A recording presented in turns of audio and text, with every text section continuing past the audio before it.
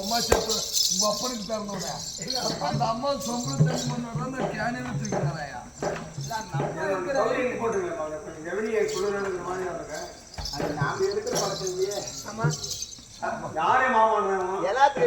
தண்ணி கேட்டனா அக்கா தண்ணி கொடுக்க சொல்லிச்சு.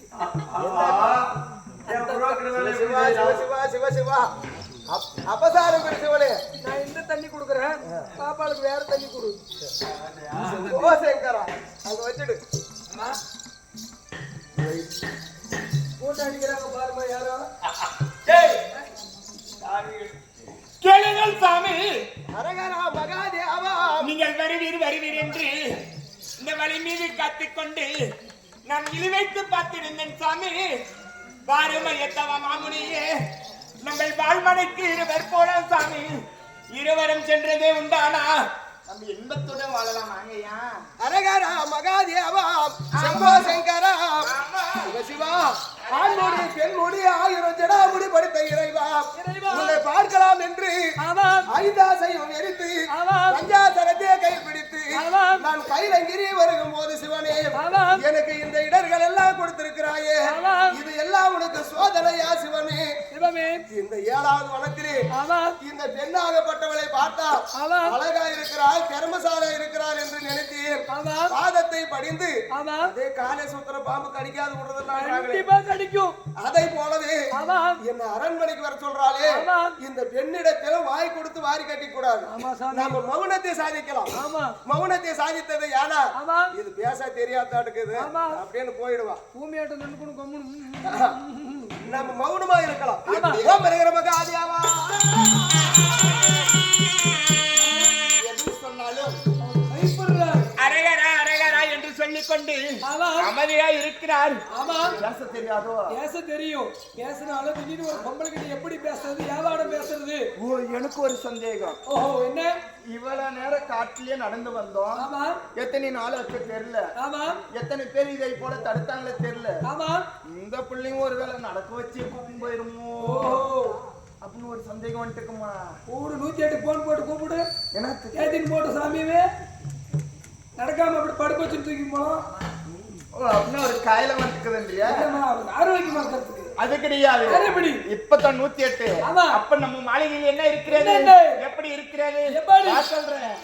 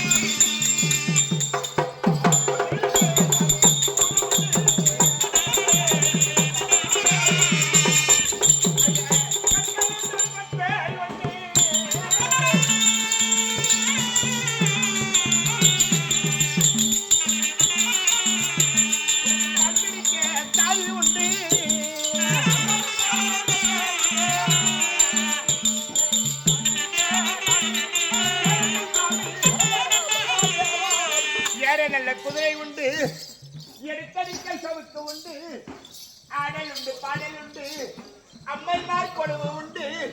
ஆனா அந்த ஆடல் பாடல்களை பார்த்து மாளிகைக்கு போக வேண்டும், உள்ளரே இருக்க வேண்டும் என்றால் நீங்கள் அமர்ந்து ஓய்வெடுப்பதற்கு தட்டை உண்டு, மெத்தை உண்டு, உங்கள் கால் பாதங்கள் எல்லாம் பிடிப்பதற்கு தாதி பெண்கள் உண்டு. சுவாமி நாங்க ஏன் போலாம்? ஹரஹரா சிவசிவா செம்போ சங்கரா, ஹரஹரா மகாதேவா செம்போ சங்கரா, இது எல்லாம் உன் சோதனையா சிவனே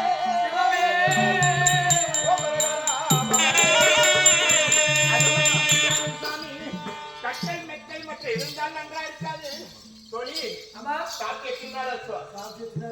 எடுக்கலையா? ஐயா உன்னங்களே சாவியா கொண்டு ராஜா ராஜாவே ஐயா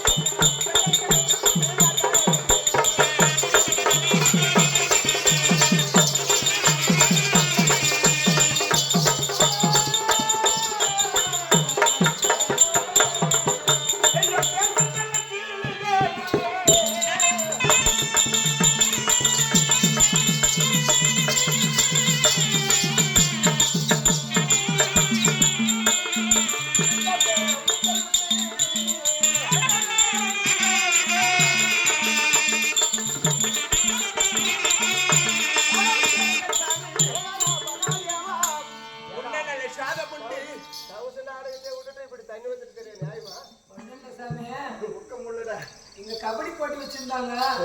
அதனால இப்ப நாம மெரிச்சு வச்சுட்டு போனா நாளைக்கு கபடி போட்டிக்கு நடக்கும்.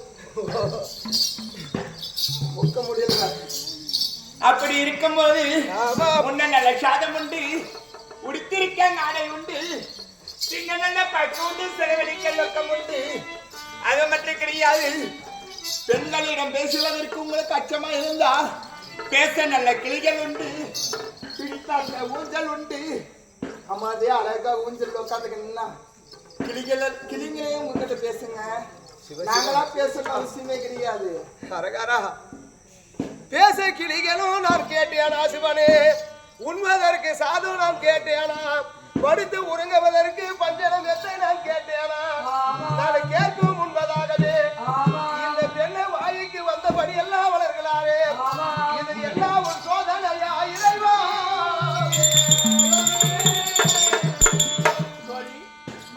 நம் மாளிகையில் இருக்கும் அனைத்தும் சொன்னால் கம்பெனி இருக்கிறா, பேச மாட்டேங்கிறா. ஆனா யாரு எப்படி வாழ்ந்தாங்க, எப்படி இருந்தாங்க அதை சொல்லணும் இல்லையா? விஜயம் அபுக்கு எப்படி இருந்தாங்க சொல்லி பாருங்க முதல்ல. விஜயம் அபுக்குமா? ரெண்டு ஒரே பேர் தானா?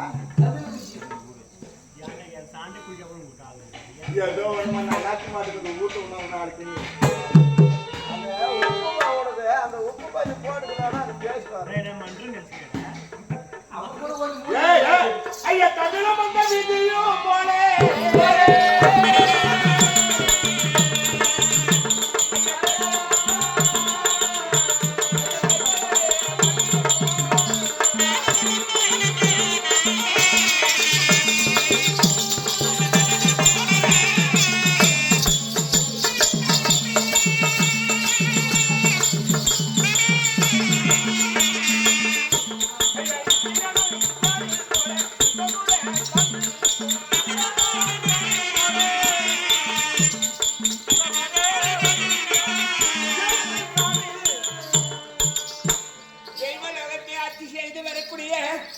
தேவேந்திர பகவான் இந்திராணி அம்மையா எப்படி வாழ்ந்தாரோ அதே போல வாழலாம். வாங்க. சிவா சிவ சிவா இந்திரனுக்கும் இந்திராணிக்கும் கணவன் மனைவி என்று சொல்லக்கூடிய உறவு இருக்கிறது. எனக்கும் உனக்கும் என்ன உறவோ யார கண்ணி? அவங்க ஆம்பளை முண்டாட்டி அவங்க வாழ்றாங்க, நம்மளுக்கு அவங்களுக்கு சம்மந்தம் இல்லைன்றீங்களா? இப்படி சொல்லலாம். எப்படியோ ஒன்று சொல்லு, குடும்பம் நிக்கணும். குடும்பம் நிக்கணும் எப்படியோ ஒன்று ஆம்பளை முண்டாட்டி வாழணும்னா என் பெரியாமா புழுவு போடக்காரியா? ஏன் நிச்சுங்கிற விளையா? என் பிள்ளையால போற விளையா? அவ்வளோத்தான் கிளம்பிடுவாங்க. எல்லாம் பூ மல்லிப்பூ போய் இருக்கணும்ல.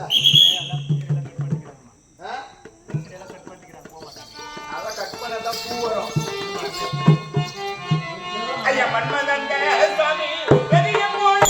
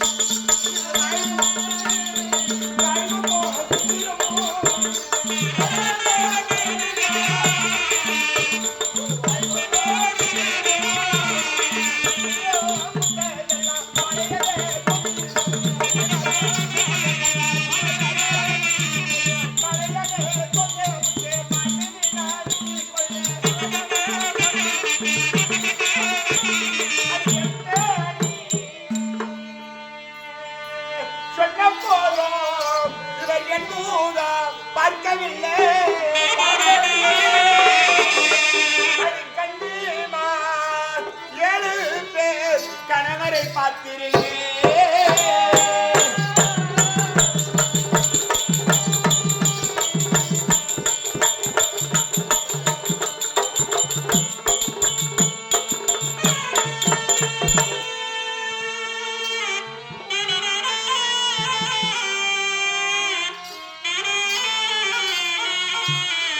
நம்மை கண்டேனா புலகடந்து சாந்தத மனமுத்தி வெட்டையாய் மன்னரை காண நிறைவுடன் அருளோடி அடிப்படை, ஏய்.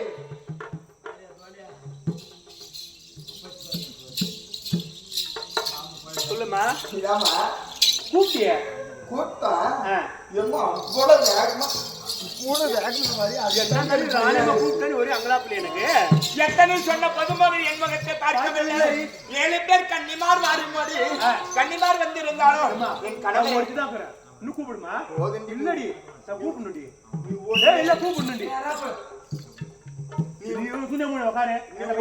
நீ ஒன்னே எனக்கு முத்து மாதிரி கொட்டிய இல்லம்மா சத்தியமா நீ ஒன்னே எனக்கு முத்து மாதிரி 7 பேருக்கு சமம் நீ ஒண்டித்தான் அப்படி இருக்கும் போது கணவரை பத்திரமா பாத்துக்கா நான் அரண்மனை சென்று வரேன் போய் வரேன் பத்திரமா பாத்துக்கா